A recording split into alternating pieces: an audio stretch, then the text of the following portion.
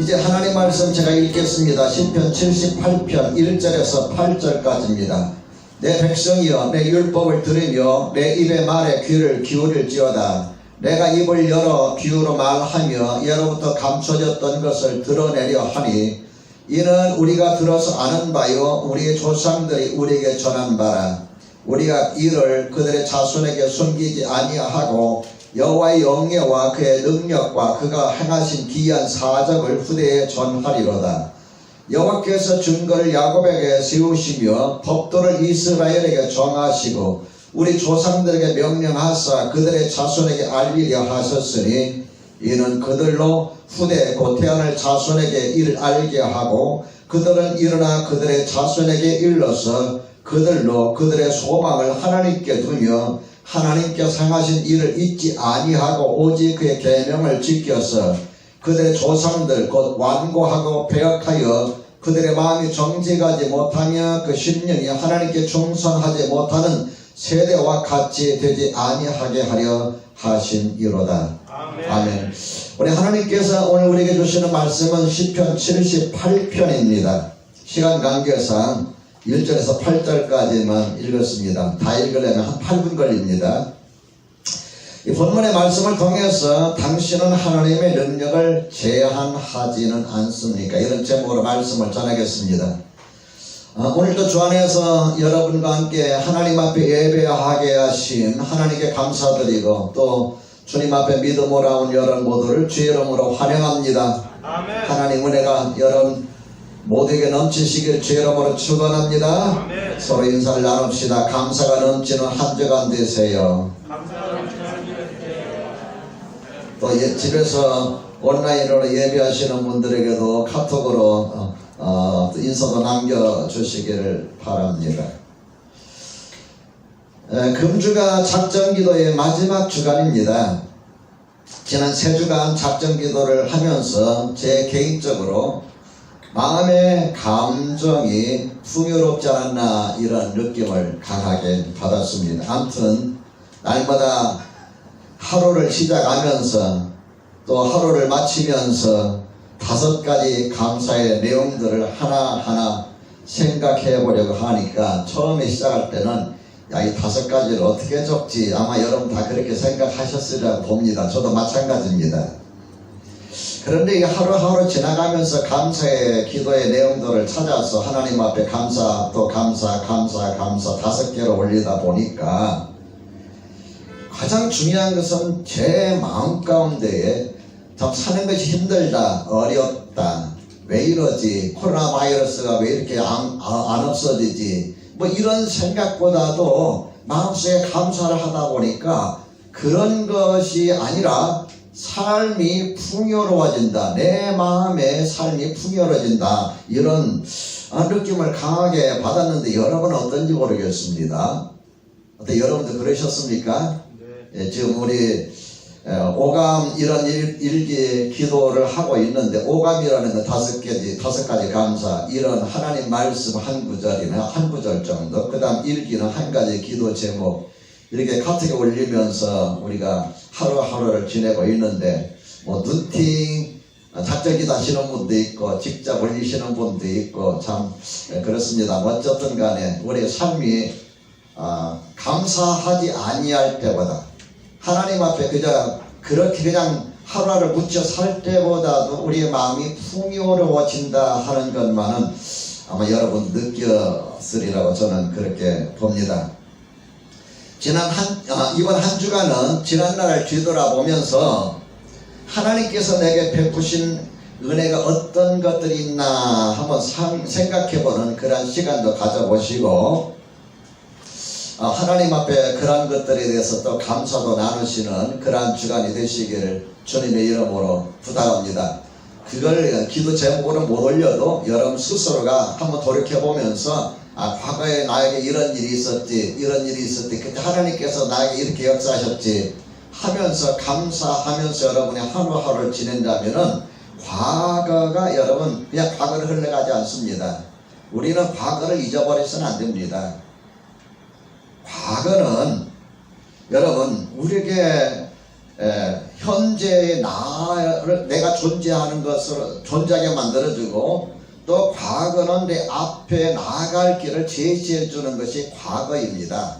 지난날의 과거에 너무 얽매여서 우리 옴짝달싹 못하는 것도 문제지만은 과거를 잊어버려서는 결코 안 됩니다. 오늘 시편 78편은 과거에 있었던 이야기들을 시로 기록하는 겁니다. 과거 조상들, 이스라엘 백성들이 하나님 앞에 어떻게 살아왔는지를 돌아보면서 78편에서 우리에게 주시고자 하시는 가장 중요한 메시지가 뭘까 생각해 볼 때, 하나님의 능력을 제한하지 말라. 하나님은 무한하신 분이다. 하나님은 항상 우리 가운데 역사하시고 우리를 이끄시는 분이다.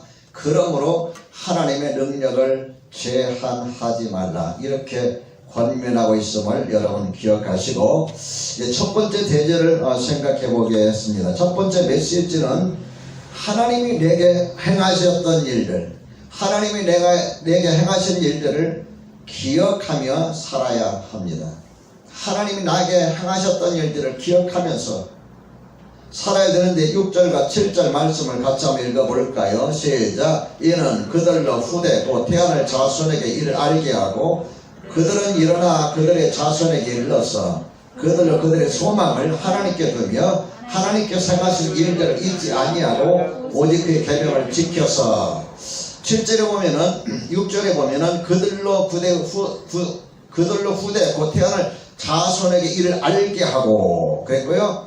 그들은 일어나 그들의 자손에게 일러서, 이 과거에 있었던 일들, 과거의 역사 가운데 하나님 하셨던 일들을 이야기하고 또 이야기해서 라는 말이죠.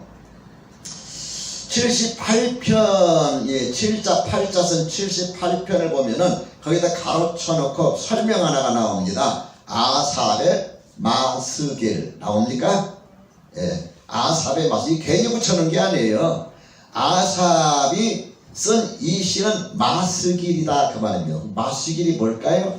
마스길은 교훈시라는 말이에요.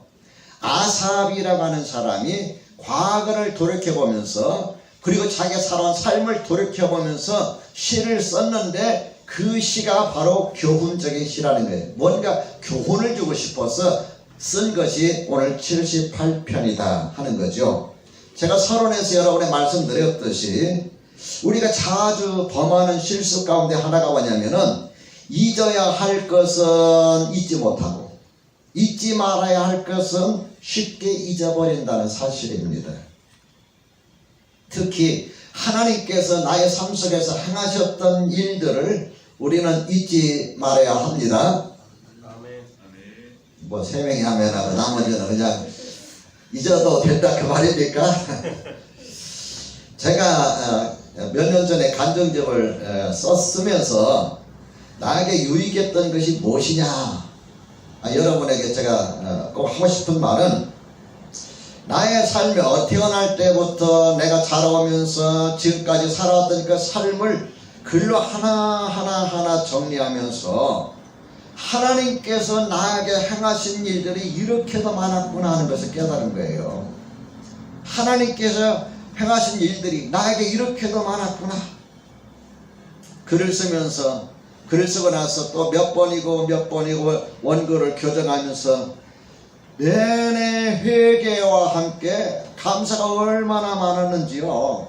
그 이전에는 내 마음속에 여러분이 볼 수 없었던 마음의 상처들이 많이 있었던 것 같습니다. 그래서 어떤 힘들 때는 하나님께 대해서 원망도 해보고, 또 하나님께 대해서 불평도 털어놓기도 하고 그랬습니다. 근데 글을 쓰면서 내가 왜 그랬을까? 내가 왜 하나님을 원망했을까? 내가 왜 하나님을 불평했을까? 이렇게 좋은 일들이 많이 있었는데 왜 내가 하나님께 대해서 하나님 감사합니다, 하나님 너무 고맙습니다 이런 말을 못하고, 왜 하나님 나에게는 안 주십니까? 왜 하나님 나에게는 왜 이렇게 하십니까? 어찌하여 나에게 이런 일들이 있습니까? 남이 왜 이렇게 하나님 앞에 원망하며 살았을까? 좋은 일은 있지만은 안 좋은 일은 마음에 상처로 남기 때문이에요. 상처가 남았다 아물만 하면 또 안 좋은 일이 생겨서 안 좋은 일이 생기면 또 그 상처가 덧납니다.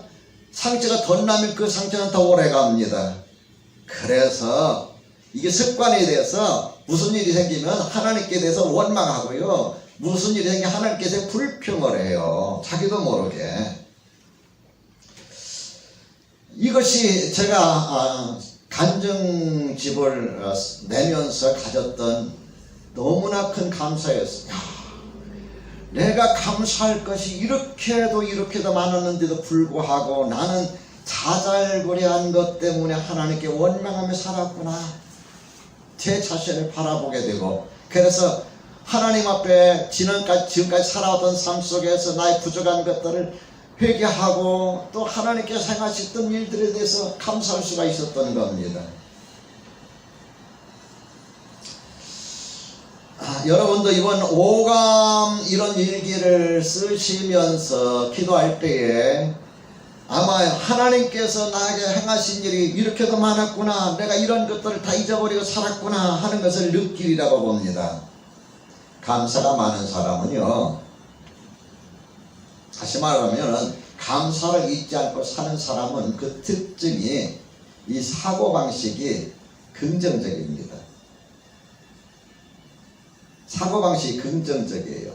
늘 감사를 찾아서 하루에 5가지 감사를 찾아서 그것도 기록해보고, 그러면서 또 하나님 앞에 감사하고, 저는 새벽에 이제 인도한 다음에 5가지 감사를 하나님 앞에 기도합니다. 하나님 이거 감사합니다. 이렇게 해주셔서 감사합니다. 이렇게 해주셔서 감사. 실제로 감사 기도를 쓰는 것만이라도 감사하고, 그래 마음이 풍요로워져요. 그래 하나님 말씀 제가 또 올리잖아요. 그 말씀을 묵상하면서 깨닫습니다. 그리고 나서 기도하니까 나도 모르게 하루 일과가 밝아져요. 아멘. 여러분 그렇게 마무리하면 밤에 주무실 때 여러분 뭐 때문에 근심 걱정하는 게 아니라 편안하게 주무실 수가 있어요. 불면증 치료 끝이에요. 감사는요, 불면증 치료는 특효약입니다. 아멘. 염려 근심 걱정이 많으니까 잠을 못 이루는 거예요. 하나님 너무 감사합니다. 너무 감사합니다. 누워서 한번 해보세요. 나도 모르게 스르르 잠이 들어요. 그래 아침에 일어날 때는 개운해요. 아멘. 삶이 적극적으로 돼요. 생각이 긍정적이니까 삶이 적극적으로 변해갑니다. 감사를 하면서 지난날의 잘못을 생각하면은 그 상처가 덧나는 것이 아니라 상처가 치유되는 그런 은혜가 있어요. 참 희한합니다, 이 감사가. 그리고 감사하면서 지난날의 잘못들을 이렇게 돌이켜보면은 삶의 교훈이 되어요. 교훈. 다른 사람 이야기 가운데서 교훈을 얻을 수 있지만은 감사하면서 지난날의 일들을 돌이켜보면서 회개하면은 회개로 끝나는 것이 아니라 내 마음이 치유가 되고 그리고 나에게 교훈이 된다는 거예요. 아멘.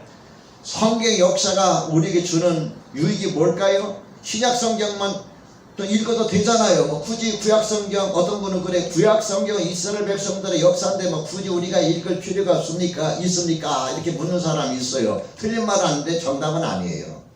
제가 지난주에 어느 권사님 이야기하는 가운데에 그런 이야기, 목사님 구약 성경을 읽으면 왠지 모르게 좀 이렇게 뭐랄까요, 서먹서먹하고 뭔가 어색하고 구약 성경을 읽으면 이렇게 접근성이 좀 떨어진다는 거예요. 그래서 그랬죠. 아마 목사님이 신약 성경 가지고 설교 많이 하셨을 거예요. 그렇대요. 목사님들이 되게 신약 성경 가지고 설교 많이 하시거든요. 구약은 잘 안 하십니다. 어쩌다 한 번씩 하셔요. 그러니까 구약성 읽으면은 뭔가 좀 생소한 느낌이 들어요. 남 이야기 같아요. 근데 하나님께서 왜 선지자들을 통해서 이렇게 이스라엘 역사를 기록하게 하셨을까요? 그들의 역사가 우리의 삶의 교훈이 되기 때문입니다. 그냥 하나님 이렇게 살면 이렇게 복 주신다, 이렇게 살아야 된다, 그 교훈만 주시면 그런가 보다 한데, 과거에 이스라엘 백성들, 하나님의 백성들이 이렇게 살았더니 이렇게 되었다, 이렇게 살았더니 이렇게 어려움을 겪었다, 실제적으로 우리가 그들의 역사를 통해서 보게 되잖아요. 그리고 하나님이 일하신 것들을 볼 수가 있잖아요. 그래서 구약 성경도 읽으셔야 합니다. 시편을 읽으시면은 아마 그것이 실감으로 다가오리라고 믿습니다. 여러분, 하나님께서 행하신 일들을 결코 잊어서는 안 됩니다. 꼭 기억하시기 바랍니다. 두 번째로, 우리의 믿지 아니함이 하나님의 능력을 제한하게 합니다. 자, 우리 22절의 말씀을 같이 한번 읽어볼까요? 78편 22절 찾으셨으면 읽어봅니다. 준비하시고 시작. 이는 하나님을 믿지 아니하며 그의 구원을 의지하지 아니함 때문이로다. 하나님을 믿지 아니하며. 하나님께서 이스라엘 백성들을 아브라함을 통해서 택하신 이스라엘 백성들이 애굽에서 노예 생활할 때에 모세를 통해서 노예 생활에서 벗어나게 하시고 홍해를 건너서 가나안 땅으로 이끌으셨는데, 그런 일들을 하셨는데, 왜 이스라엘 백성들이 살면서 하나님을 섬기는데도 하나님의 능력을 제대로 경험하지 못한 걸까요? 경험할 수 없었던 이유가 뭘까요? 여러분과 내가 그 하나님을 섬기고 있는데, 독생자 예수 그리스도를 여러분과 저를 위해서 주신 그 하나님, 우리를 죄에서 건져주시고 우리 영원한 생명을 주시고 우리를 자녀 삼으신 그 하나님, 성령님을 보내서 우리 함께 하시는 그런 하나님께서 우리와 지금도 함께 하시는데 우리는 하나님을 경험하지 못하고 있는 것일까요? 여러분, 하나님의 전능하심을 여러분 믿습니까? 하면 아멘 하겠죠?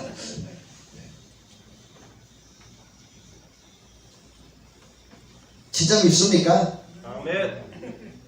또 그러면 저 소리가 줄어들어요. 진짜 믿습니까? 아멘. 희한하네. 되게 반복적으로 물으면 자신감이 없어서 떨어지는데 여러분은 소리가 더 커집니다. 우리가 하나님의 전능하심을, 하나님의 그 능력을 경험하지 못하는 까닭이 뭘까? 제가 이렇게 묵상하면서 세 가지를 한번 생각해 봤어요. 한 가지는 뭐냐면은 하나님의 말씀과 전혀 관계없는 삶을 살기 때문이에요. 설교를 들어도 들을 게 뿐이에요. 설교를 은혜롭게 하느냐 못하느냐 그것도 중요하지만은 말씀을 듣는 사람이 은혜를 받느냐 못 받느냐 도 중요하지만 더 중요한 것은 내가 말씀을 듣고 그 말씀을 실천하느냐 못하느냐, 그 말씀대로 살아가느냐 살아가지 못하느냐, 이게 더 중요한 겁니다. 마음으로는 하나님을 믿어요.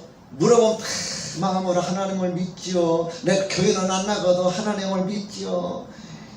목사님 염려하지 마세요. 내 마음은 하나님을 사랑하고 하나님 믿습니다. 이렇게 말하는데 실제 생활을 들여다보면은 자기의 뜻대로, 자기 마음대로, 자기 생각대로 살아가요. 하나님과는 전혀 관계없이 자기 자신이 하나님이 되어서 살아가고 있어요. 하나님이 하실 일이 없는 거예요. 하나님의 능력을 경험하지 못하는 또 하나의 이유를 든다면 하나님을 믿지 않기 때문입니다. 오늘 본문의 말씀처럼 다시 말씀드리면 실제 생활 속에서 어려움을 겪을 때에 못 믿어요. 실제 생활 속에서 위기를 맞이할 때에 하나님을 못 믿어요.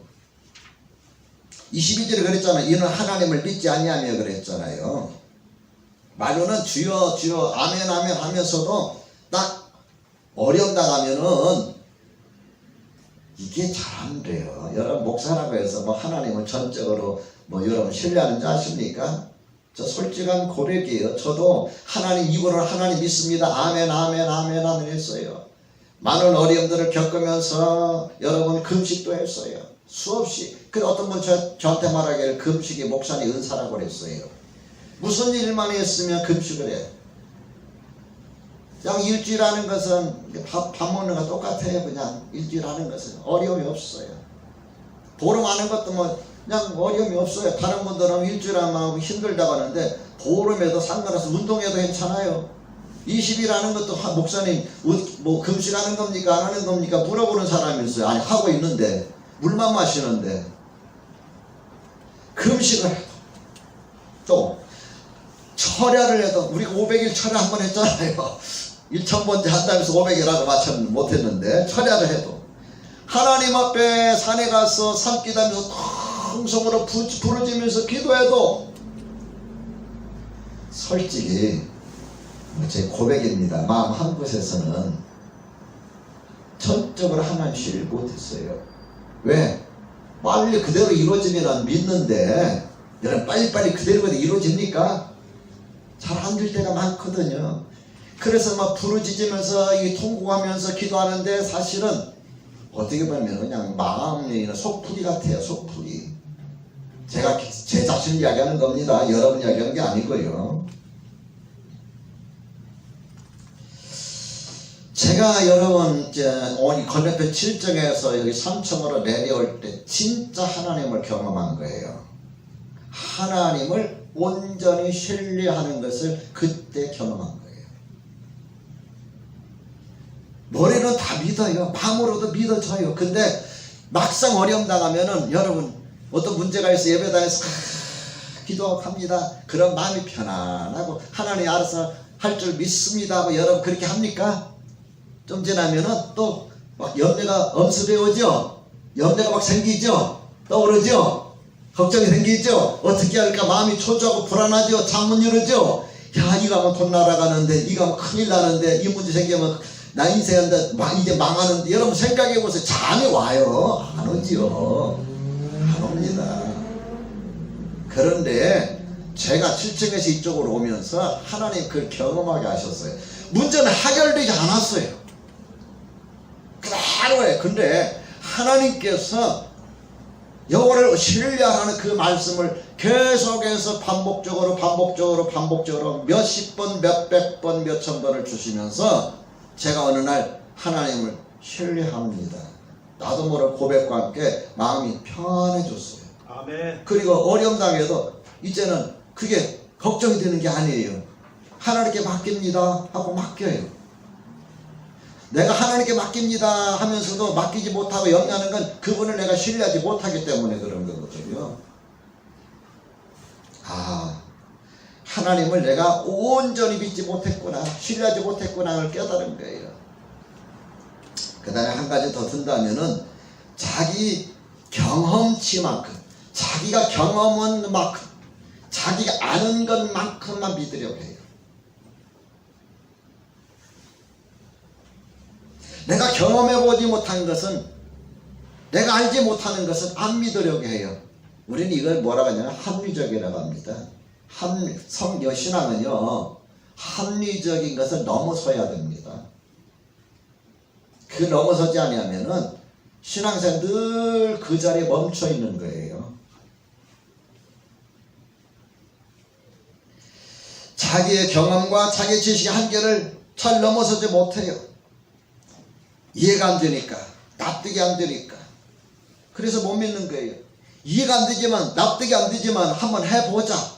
한번 여러분 도전해 보시기를 주님의 이름으로 부탁합니다. 아멘. 자기의 경험의 한계를 넘어서는 도전을 한번 해보시기를 주의 이름으로 축원합니다. 아멘. 자신의 경험 안에 갇혀있지 말고, 자신의 지식 안에만 갇혀있지 말고, 여러분 한번 그 넘어서는 도전도 필요합니다. 아멘. 저 여러분과 같이 살아가시기를 주님의 이름으로 축원합니다. 아멘. 셋째로, 지나친 욕심이 하나님의 능력을 제한합니다. 우리 17절 말씀 한번 읽어볼까요? 저는 성경을 안 보면 설교를 못합니다. 17절 준비하시고 시작. 그들은 계속해서 하나님께 범죄하여 메마른 땅에서 지존자를 배반하였도다. 계속해서 하나님께 범죄하여 라 그랬고 지존자를 배반했다. 18절의 말씀 보면 또 뭐라 그러냐면은 그들이 그들의 탐욕대로 음식을 구하여 그들의 신 중에 하나님을 시험하였으며 라는 말씀이 나옵니다. 그래서 30절로 가면은 그러나 그들의 욕심을 버리지 아니하여 그들의 먹을 것이 아직 그들의 입이 있을 때에 라고 욕심을 버리지 아니하여. 40절과 41절을 가면은 뭐라고 기르냐 볼까요? 40절 그들이 광야에서 그에게 반항하며 사막에서 그를 슬프시게 하며 몇 번인가 그들이 돌이켜 하나님을 거듭거듭 시험하며 이스라엘에 걸어가신 일을 노엽게 하였다. 거듭거듭 하나님을 시험했다 그랬어. 이스라엘 백성들 거듭거듭 하나님을 시험한 게 뭘까요? 어떻게 그 하나님을 시험했을까요? 그들이 애굽에서 10가지 재앙 가운데 탈출해 나올 때 홍해 앞에 섰습니다.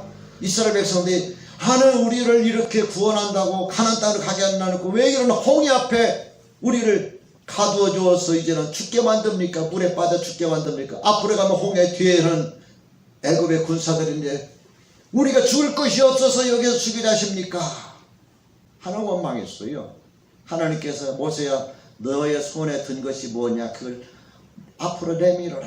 하나님께서 홍해를 길을 여시잖아요. 밤새도록 동풍을 불게 하시고 그 바람으로 길을 여셔서 그리고 나서 길을 마신 다음에 마른 다음에 만드신 다음에 마른 땅같이 건너가게 하시잖아요. 그 경험하셨잖아요.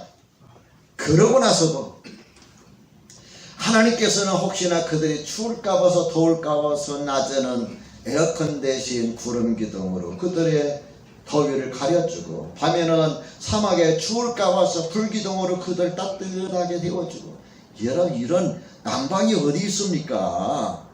자연난방이잖아요. 여러분 냉방기 틀면은 계속 틀면은 냉방병 걸리죠? 난방 계속 걸리면은 여러분 어떻게 돼요? 건조하잖아요. 근데 자연이잖아요. 구름으로 싹 가려주고 바람 설설 불게 하시고 밤에는 추울까 봐서 하나님께서 불기둥으로 하셔야 따뜻하게 데워주시고 얼마나 여러분 행복합니까? 그런데 그들이 며칠 가지 못해가지고 또 뭐라고 합니까? 마실 물이 없다. 마실 물이 없다. 뭐 하나님이 얼마나 우리를 여기서 죽이려고 마실 물도 없는 광야를 이끌어내셨습니까? 하나님께서 모세를 통해서 반석을 쳐서 물을 내게 하십니다. 반석을 치니 물이 콸콸콸콸콸 쏟아져 나옵니다. 강물처럼 쏟아져 나옵니다. 그래서 그들 다 흡정해 마셨어요. 또 얼마큼 지나가니까 배고프다. 여러분 배고프지요? 배고프다. 애굽에서 나올 때 가져왔던 빵 쪼가리도 다 먹고 이제는 먹을 것이 없다. 우리를 여기서 굶겨 죽이려고 하느냐? 막 대모가 일어났어요. 하나님께서 그들의 기도를 들으시고 어떻게 하셨습니까? 새벽마다 하늘에서 뭔가를 내려주십니다. 뭐예요? 만나요. 만나 뜻이 뭔지 아시는 분 얼른 올려주세요. 조미료? 만나 뜻이 뭔지 아는 사람? 얼른 카톡에 올려주세요. 스타벅스 커피권 쏩니다.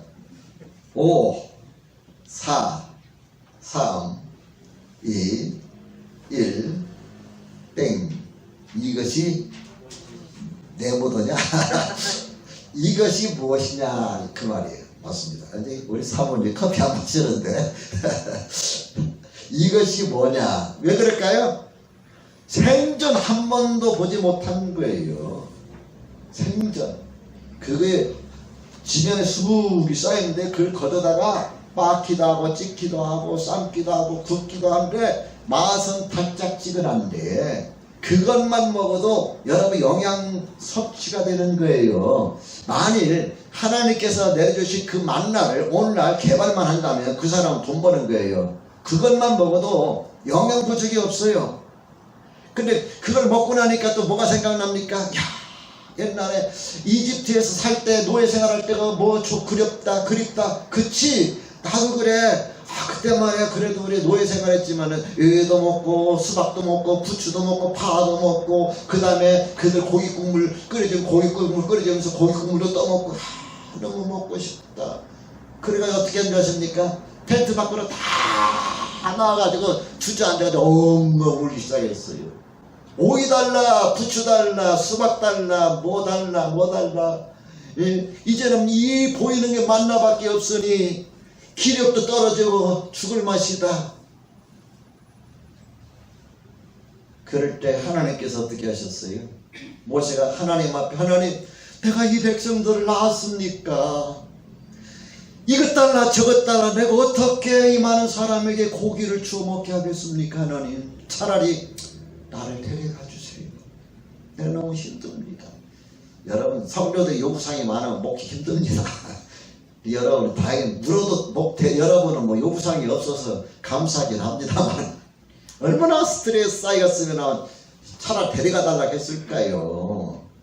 그래서 하나님 앞에 엎드려 기도할 때 야 모세야 걱정하지 마라. 내가 이 백성들에게 먹을 것을 마음껏 공급해 주마. 하루나 이틀이 아니라 보름이 아니라 한 달 내내 신물이 날 정도로 질려서 먹지 못할 정도로 내 공급해 주나. 하나님, 그게 가능하시겠습니까?